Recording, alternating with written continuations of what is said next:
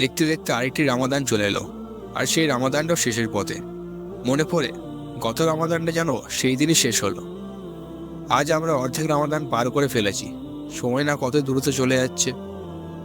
ভেবে দেখো, আগের রামাদানে যারা আমাদের সঙ্গে ছিল, কতজন কাছের মানুষ, কত বন্ধু বান্ধব, আত্মীয় স্বজন, তাদের অনেকেই আজ আমাদের মাঝে নেই।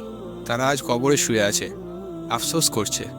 যদি এই রামাদানের একটি দিন তারা পেত, তারা কতই না ইবাদত করত। কিন্তু আমরা, যাদের আল্লাহ সুযোগ দিয়েছেন, কতটা না অবহেলা করছি। না নামাজ ঠিক মতো পড়ছি, না অন্য আমলগুলো ঠিক মতো করছি। আমরা কি ভুলে গেছি এই দুনিয়া চিরস্থায়ী নয়? একদিন আমাকেও এই দুনিয়া ছেড়ে চলে যেতে হবে।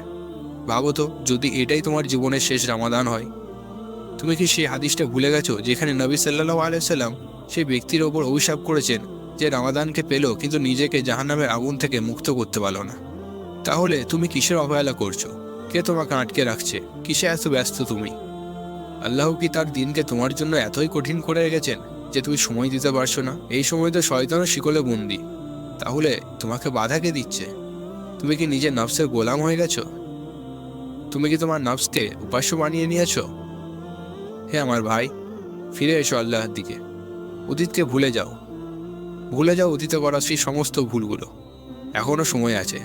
এই শেষ 10 দিনে তোমার জন্য আল্লাহ এক বিশেষ নিয়ামত এবং সুবর্ণ সুযোগ। তওবা করো।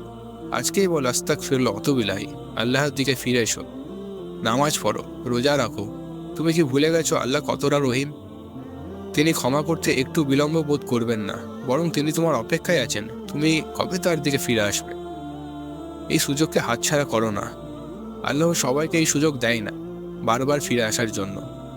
হে আমার যুবক ভাই, তোমার যৌবনকে আল্লাহর পথে ব্যয় করো। মনে রেখো, তুমি এই দুনিয়ার কাছে এসেছো শুধুমাত্র আল্লাহ ইবাদতের জন্য। কিয়ামতের দিন একটা স্পেশাল প্রশ্ন হবে আমাদের যুবকদের জন্য যে তোমার যৌবনকাল কোথায় তুমি ব্যয় করেছো।